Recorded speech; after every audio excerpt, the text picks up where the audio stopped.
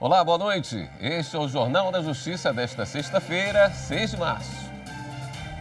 Fim de semana é comemorado o Dia Internacional da Mulher. Você vai acompanhar uma matéria especial sobre a trajetória das mulheres que chegaram à Corte Suprema Brasileira. E o Tribunal Superior Eleitoral lança uma campanha para incentivar a participação feminina na vida política. Estes são alguns dos destaques de hoje. Você vai ver também. Justiça Trabalhista decide que empregada do Banco do Brasil, rebaixada de cargo quase um mês após ser promovida, não vai ter direito à indenização por danos morais. STJ decide que plano de saúde tem de fornecer prótese a paciente amputado. O direito batalhado pela Evandra para conseguir trocar a prótese foi garantido pelo Superior Tribunal de Justiça para outro paciente de São Paulo que teve a perna esquerda amputada na altura da coxa e precisou colocar uma prótese após um acidente de moto.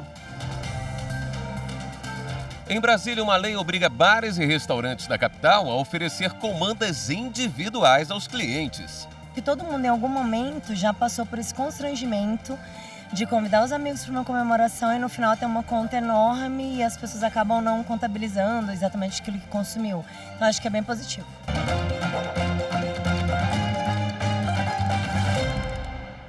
A tecnologia ainda não está ao alcance de todos. Pensando em ajudar as pessoas a se qualificarem na área, a Universidade Federal de Goiás criou um projeto de inclusão digital. Estes alunos com idade entre 18 e 25 anos participam do Qualifica TI, um projeto de qualificação em informática da Universidade Federal de Goiás, em parceria com a Prefeitura de Goiânia. 20 jovens de baixa renda foram selecionados para fazer este curso gratuito de programação de computadores e desenvolvimento de softwares na Escola de Engenharia da UFG.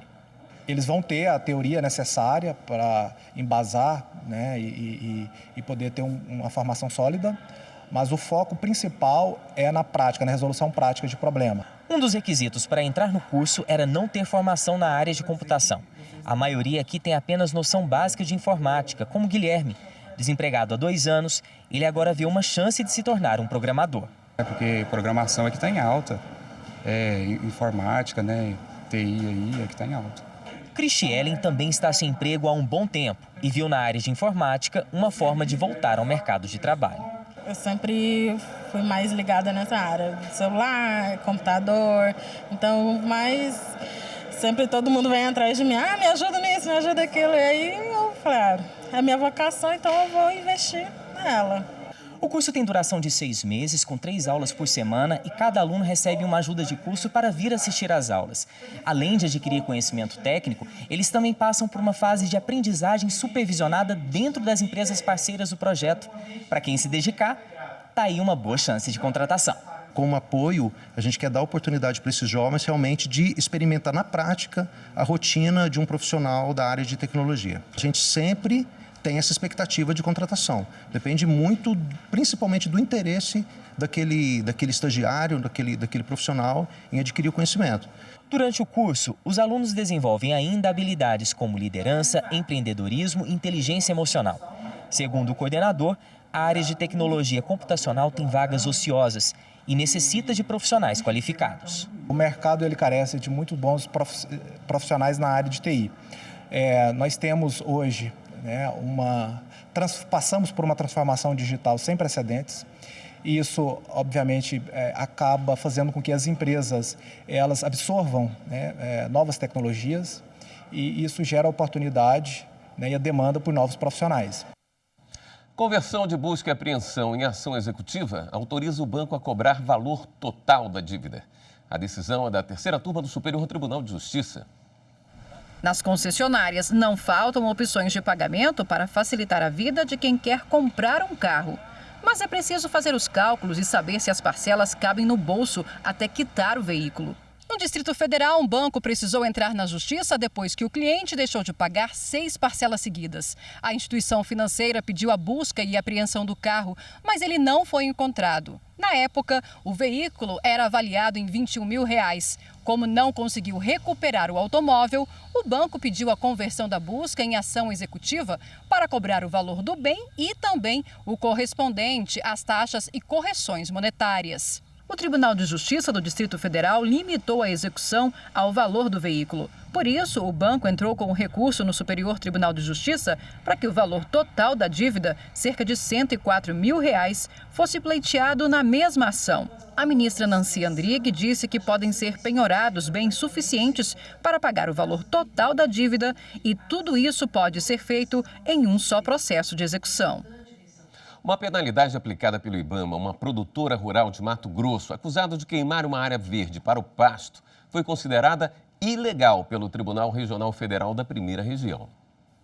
Acusada de queimar uma área de pasto sem autorização legal, uma produtora rural do Mato Grosso teve seu nome e terreno incluídos pelo IBAMA na lista de áreas embargadas do órgão, o que significa que ela não poderia utilizar o local até que toda a vegetação fosse restaurada.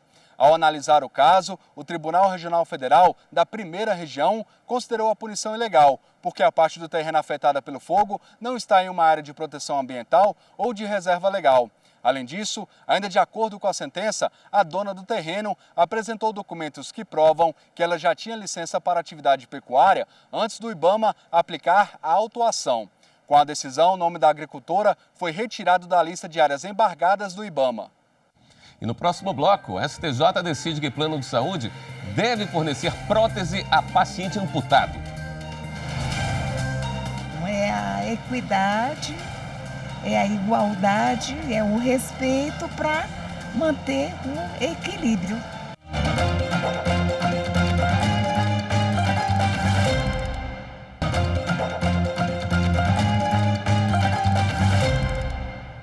Em Brasília, uma lei obriga bares e restaurantes da capital a oferecer comandas individuais aos clientes. O comércio terá 90 dias para se adaptar à novidade. Você sai com os amigos para se divertir. Conversa vai, conversa vem. Um pede um chopp, já o outro, uma garrafa de vinho. Aí vem aquela batata frita e depois a picanha. Mas, na hora de pagar a conta, o clima pode não terminar nada bem. Eu já passei por algumas situações que eu fiquei meio embaraçada, porque eu não bebo. Então, a gente senta com um grupo que bebe, né, que gosta de uma biritinha e tal, e na hora de acertar as contas fica o que um bebeu, o que o outro não bebeu, e aí... Nem sempre os bares e restaurantes oferecem comanda individual para o registro de consumo pessoal. Na maioria das vezes, os produtos são registrados em um formulário e a conta é dividida no final para as pessoas da mesa. Mas, aqui em Brasília, uma lei quer acabar com isso. Foi publicada uma norma que obriga bares e restaurantes a oferecer as comandas individuais. A lei já está em vigor, mas os estabelecimentos têm até 90 dias para cumprir a medida. Esse comerciante aprova a nova regra. Sempre alguém esquece uma coisa, ou taxa de serviço, ou um chopp, ou um refrigerante. Quem fica por acerto final, normalmente sempre reclama que ficou com prejuízo, né? A adoção da prática da comanda individual elimina totalmente isso assim. A Carla também comemora a novidade. A consumidora conta que antes mesmo da lei, ela sempre optou por escolher o lugar com comanda individual. Porque acho que todo mundo em algum momento já passou por esse constrangimento de convidar os amigos para uma comemoração e no final ter uma conta enorme e as pessoas acabam não contabilizando exatamente aquilo que consumiu. Então acho que é bem positivo. Segundo a lei, caberá ao cliente fazer a solicitação. Já os estabelecimentos serão obrigados a sinalizar por meio de cartazes e no próprio cardápio que disponibilizam a comanda individual. E os que não cumprirem serão punidos. Daqui a 90 dias, os estabelecimentos comerciais, bares, restaurantes similares, que não colocarem o aviso no local visível ou não colocar o aviso no cardápio ou não possibilitar ao consumidor ter a sua comanda individualizada, será passível de multa. Ministros do Superior Tribunal de Justiça decidiram que a operadora de plano de saúde deve fornecer prótese a paciente amputado. A necessidade foi documentada por laudo médico após a cirurgia. Evandra morava em São Luís do Maranhão e há 20 anos se mudou para Brasília para tratar dores na coluna. Após diversas sessões de fisioterapia, veio o diagnóstico: degeneração dos discos da coluna. A indicação foi de cirurgia. Nos últimos 15 anos, ela passou por 5 operações e em todas elas precisou brigar com o plano de saúde. Eles autorizavam a cirurgia, mas com material do plano de saúde, que na verdade é marca muito boa. E o médico só operava com aquela marca da empresa dele. O direito batalhado pela Evandra para conseguir trocar a prótese foi garantido pelo Superior Tribunal de Justiça para outro paciente de São Paulo que teve a perna esquerda amputada na altura da coxa e precisou colocar uma prótese após um acidente de moto. O dispositivo, que deveria ajudá-lo a caminhar, começou a trazer problemas depois de um tempo, como dores intensas. Com isso, ele corria o risco de passar por uma nova amputação. O médico, então, indicou a troca da prótese por outra mais adequada, no valor de R$170 mil. Porém, a operadora de plano de saúde se negou a pagar pela substituição, alegando que o procedimento não estava relacionado ao ato cirúrgico nem previsto no contrato. O paciente procurou ajuda na justiça e o juiz de primeira instância determinou o fornecimento da prótese. O Tribunal de Justiça de São Paulo confirmou a sentença. No STJ, os ministros da terceira turma entenderam que a negativa do plano é abusiva. A relatora ministra Nancy Andrighi destacou que foi documentado por laudo médico que a necessidade da nova prótese é por causa de cirurgia anterior. A magistrada ressaltou ainda que é o médico e não a operadora do plano quem deve indicar o melhor tratamento para o paciente. Uma funcionária do Banco do Brasil, rebaixada de cargo quase um mês após ser promovida, não vai ter direito à indenização por danos morais. A mudança de atividade feita pelo banco havia sido ilegal. A decisão é da 8ª turma do Tribunal Superior do Trabalho. A profissional foi contratada pelo Banco do Brasil como auxiliar de serviço de saúde. Após participar de uma seleção interna, ela foi promovida para o cargo de auxiliar de enfermagem do trabalho. Mas, 28 dias depois da promoção, a empregada foi obrigada a voltar para o cargo antigo e perdeu 50% do salário. Na reclamação trabalhista, ela alegou que o rebaixamento causou dor e vergonha perante os colegas de serviço. O juízo de primeiro grau, no entanto, negou o pedido de indenização. O Tribunal Regional do Trabalho da 6ª Região em Pernambuco teve outro entendimento. O regional concedeu as diferenças salariais e a indenização de R$5 mil à auxiliar. Em defesa, o Banco do Brasil argumentou que, conforme norma interna, a empregada não poderia ter participado do processo seletivo, pois a mudança de cargo resultaria em promoção horizontal e transposição de carreiras sem aprovação em concurso público específico. No Tribunal Superior do Trabalho, a relatora do recurso na 8ª turma, ministra Dora Maria da Costa, afirmou que o Banco do Brasil, como entidade da administração pública, tem de seguir o princípio da legalidade, ou seja, só pode adotar medidas previstas na legislação. Assim, a ministra decidiu restabelecer a sentença e excluir a condenação imposta ao Banco do Brasil. A decisão foi unânime. No próximo bloco, como domingo é o Dia Internacional da Mulher, você vai conhecer a trajetória de 3 mulheres que chegaram à Suprema Corte Brasileira. E agora, no intervalo do Jornal da Justiça, você vai ver mais um episódio da série Aqui Tem Justiça. Em Macapá, no Amapá, a Justiça vai de van para atender a população. É o programa Conciliação Itinerante, que está fazendo mutirões em várias localidades. Justiça, para mim, é quando se dá oportunidade para que todas as pessoas de classes sociais, raça, sexo, sejam tratadas da mesma forma.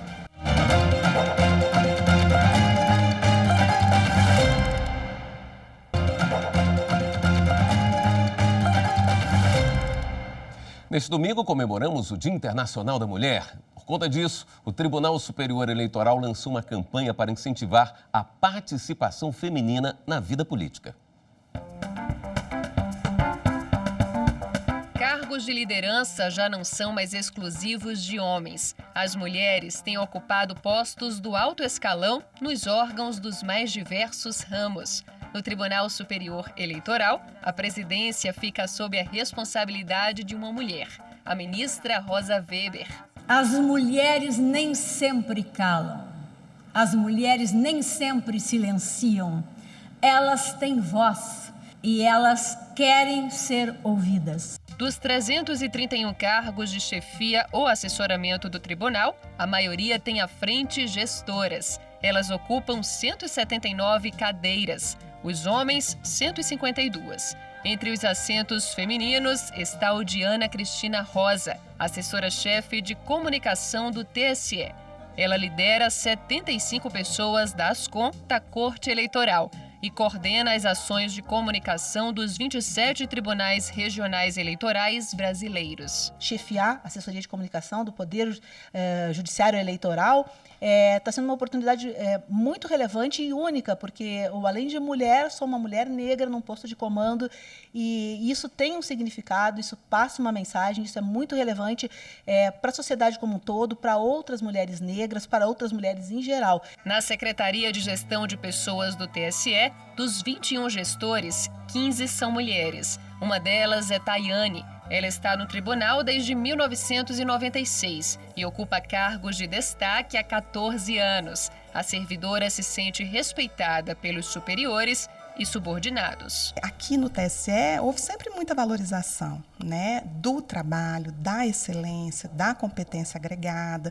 Então, assim, eu posso falar que eu sou muito feliz de trabalhar aqui, né? Todos os meus chefes sempre tiveram esse reconhecimento, sabe? As mulheres, que já representam mais de 50% do eleitorado, vão ganhar mais espaço no pleito municipal deste ano. Com o fim das coligações, todos os partidos vão ter que alcançar o percentual mínimo de candidaturas por gênero. Na prática, as legendas vão ter que comprovar que possuem pelo menos 30% de mulheres na disputa. Antes, por exemplo, se ficava, entre aspas, em banho-maria, ou assim, pensando o outro partido tem, vamos coligar e vai dar tudo certo. Agora não, é uma tarefa de cada partido, de cada mulher e de cada homem buscar filiadas e lideranças, que são muitas que nós temos. Esse espaço mais amplo que as mulheres têm conseguido ocupar não é à toa. Uma pesquisa do Instituto Alziras, organização que busca contribuir para o aumento da representação feminina na política, mostra que as prefeitas têm mais tempo de estudo que os prefeitos. 70% delas têm ensino superior.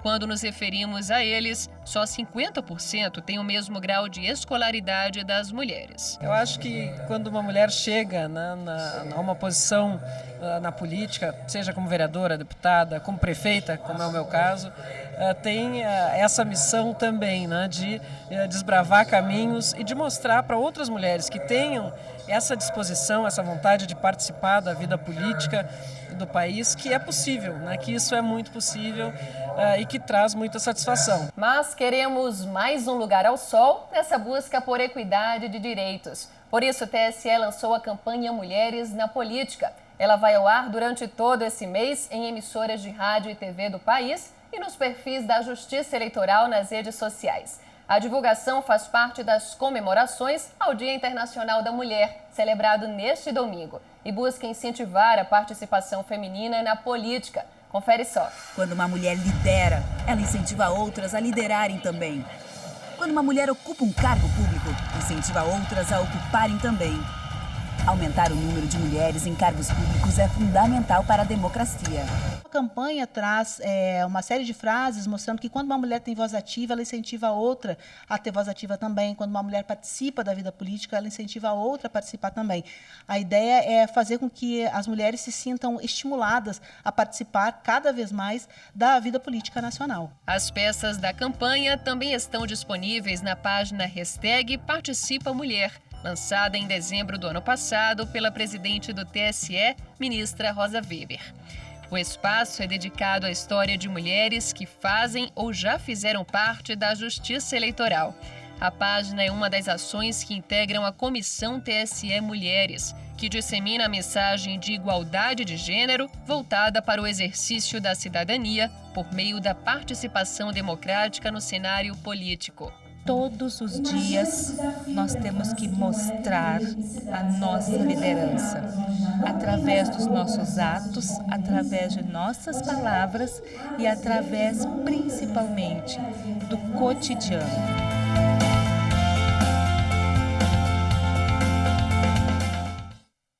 E como o Dia Internacional da Mulher é mesmo uma data especial, nós lembramos a trajetória de 3 mulheres que chegaram à Suprema Corte Brasileira. Confira na reportagem de Viviane Novaes.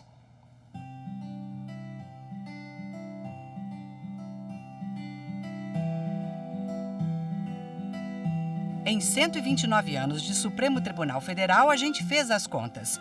A Corte já teve 167 ministros. E acredite, entre os magistrados, só há 3 mulheres.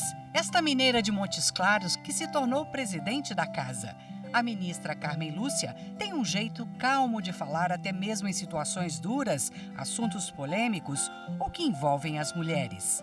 Se somos, no caso brasileiro, maioria da população, é estranho que não sejamos nós respeitadas naquilo que há de mais central no direito, nesse Estado democrático de direito que é o Brasil, que é o respeito à dignidade humana. O direito de sermos iguais na nossa dignidade e diferentes na nossa individualidade. E quem não se lembra da ministra falando do direito à liberdade no julgamento das biografias não autorizadas? Para a elaboração, divulgação de obras biográficas, o mais é censura. E censura é forma de cala-boca. Pior, cala a Constituição, amordaça a liberdade, para se viver o faz de conta de se deixar de ver o que ocorreu. A filha do seu Florival herdou do pai o jeito de falar por meio de expressões, típico dos mineiros. Herdou também a simplicidade e o jeito reservado.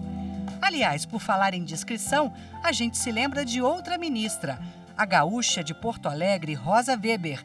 Você já viu alguma entrevista da ministra? É mais fácil ouvir os seus votos. Compartilho da visão de que os juízes individualmente considerados de uma Corte Constitucional estão a serviço de um propósito institucional. O incremento da cultura constitucional e da legitimidade da jurisdição constitucional no corpo social e dos demais atores institucionais da democracia deve ser fomentado precipuamente por este Supremo Tribunal Federal.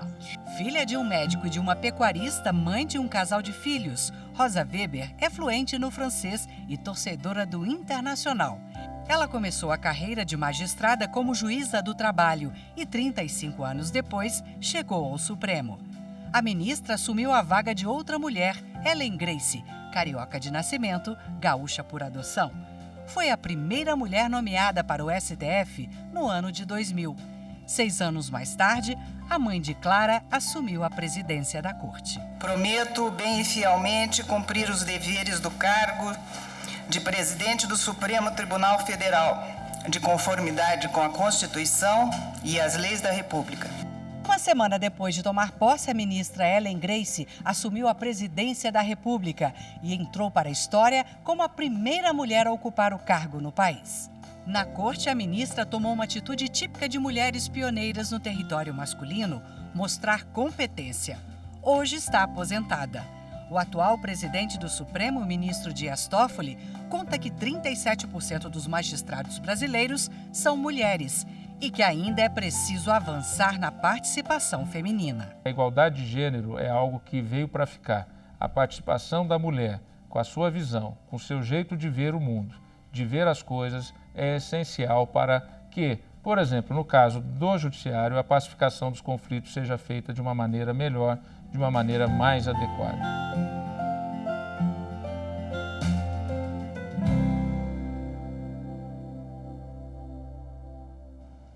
É hora de dar um giro na rede para saber das últimas notícias.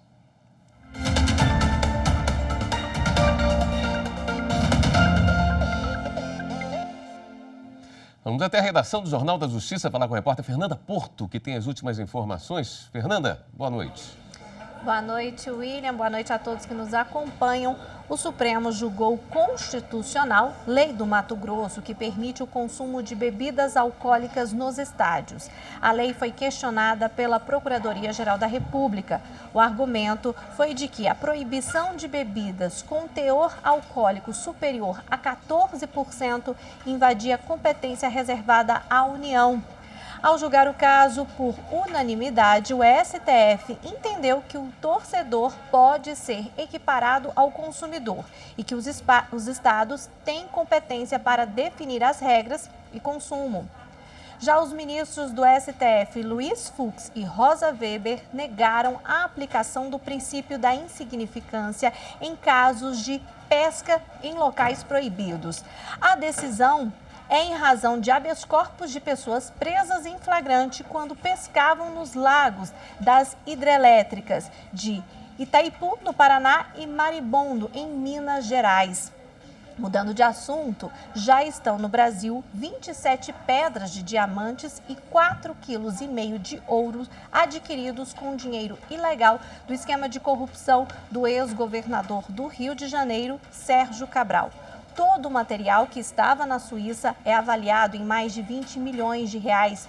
Os bens foram recuperados pela Força-Tarefa da Lava Jato com apoio do Ministério Público da Suíça.